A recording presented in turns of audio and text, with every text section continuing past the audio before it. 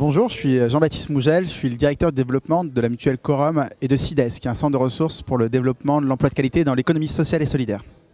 Tout d'abord, Corum est un des partenaires du Forum des associations depuis le début. Donc, nous, on est la mutuelle des associations pour la protection sociale complémentaire des associations. Donc, notre place est évidemment au Forum national des associations pour présenter ce que l'on fait. Et puis, c'est vrai que cette année, on a créé un espace qui est un peu particulier, qui est un espace qui s'appelle Achat responsable. Notre volonté, c'était de se dire que finalement, toutes les associations sont des entreprises comme les autres. Comme toutes les entreprises, elles ont des obligations en matière d'emploi de personnes handicapées et en termes de sous-traitance. Et en réalité, elles ne sont pas plus en avance que les entreprises classiques. Et donc, on voulait, au moment de ce forum, pouvoir leur dire c'est possible de faire des choses. Mettez les valeurs que vous préconisez dans votre projet associatif au service aussi de votre association et embauchez des personnes en situation du handicap ou passer par des sous-traitances via des ESAT par exemple. Donc on a fait 2 guides pratiques pour les aider concrètement à passer à l'action. Et en parallèle, on a invité une partie de nos adhérents qui sont des ESAT et puis également Andeco, qui est une plateforme d'achat, pour leur montrer que c'est possible et que s'ils ont des commandes aujourd'hui, ils peuvent passer à leurs commandes dès aujourd'hui.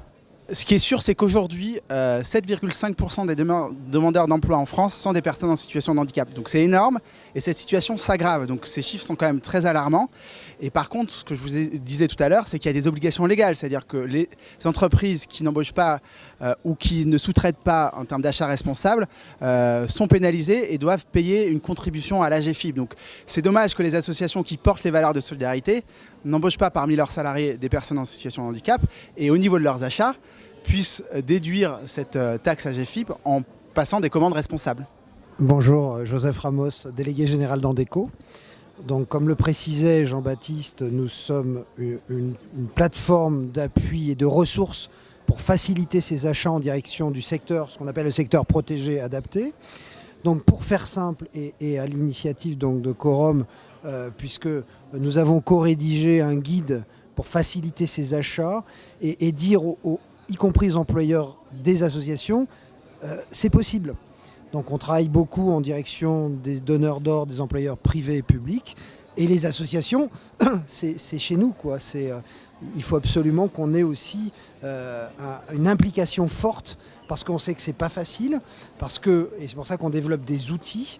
On a développé par exemple un annuaire qui permet de trouver des fournisseurs facilement. Vous voulez organiser une réunion avec des plateaux repas, vous voulez imprimer vos cartes de visite. Donc tout ça, on a un annuaire qui répertorie l'ensemble des 2000 établissements sur le plan national. C'est quand même un chiffre d'affaires, vous vouliez des chiffres de 2 milliards d'euros.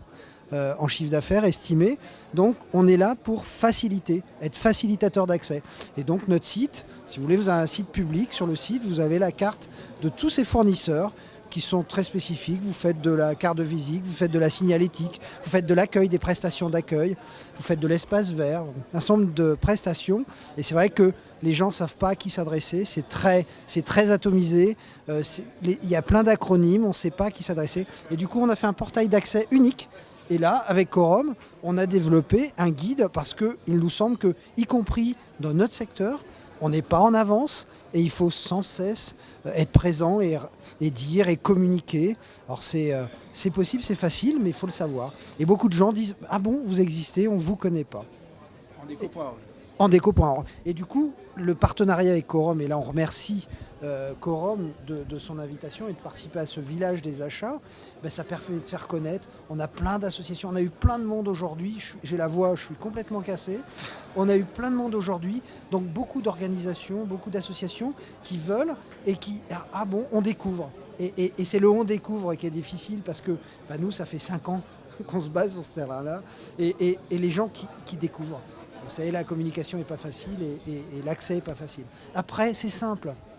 On a des entreprises qui vont nous solliciter pour préparer des coffrets cadeaux de Noël, des comités d'entreprise. Vous avez une entreprise qui va nous solliciter parce qu'elle a une prestation d'accueil où elle veut son accueil faire des plantes florales, des fleurs sur son hall d'accueil. Donc tout ça, on est là et on facilite l'accès aux fournisseurs qui sont derrière et qui font des prestations, je le dis, de qualité et à même coût, donc de qualité et au même délai. Donc on est sur des qualités professionnelles. Ce guide est imprimé par une entreprise adaptée. Je pense que d'abord il faut être réaliste. on a une obligation d'emploi et le levier loi est un levier très important. On parlait, la venue de M. Hamon, la commande publique. C'est-à-dire que si on impose à certains moments, c'est vrai que malheureusement il faut légiférer à certains moments, mais si on impose, on oblige aussi à s'intéresser à. Et quand on oblige à s'intéresser à, on oblige aussi à se questionner sur notre politique, sur notre stratégie d'entreprise. Et là, c'est vrai qu'on a un regard neuf et nouveau. Malheureusement, il faut des fois en passer par la loi. Mais c'est vrai que s'il n'y avait pas la loi, dans bien de nombreux domaines, on serait très en retard.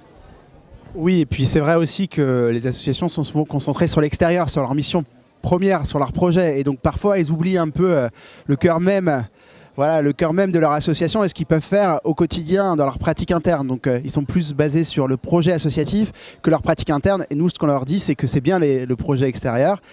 Vos pratiques internes, c'est important et vous pouvez faire des choses à moindre coût et qui a un impact très important pour cette population. En réalité, d'une part, comme l'a dit Joseph, c'est un combat au quotidien. La question du handicap, c'est un combat au quotidien.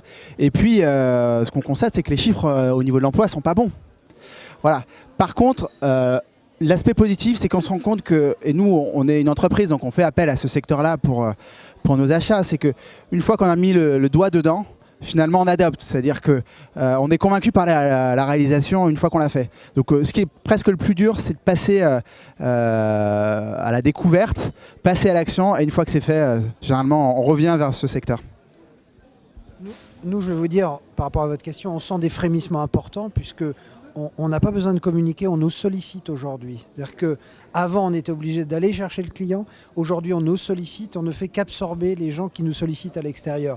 Et les salons sont aussi pourvoyeurs de contacts importants. Et c'est vrai qu'aujourd'hui, c'est possible, mais c'est pas acquis, c'est pas inné, il faut l'acquérir. Et donc, il y a un certain nombre de réflexes. Quand on organise une réunion, est-ce qu'on fait appel à un traiteur ESAT-UEA du secteur, ce qu'on appelle l'emploi indirect, puisque ce sont des majorités à 80% des travailleurs handicapés qui travaillent dans ces établissements.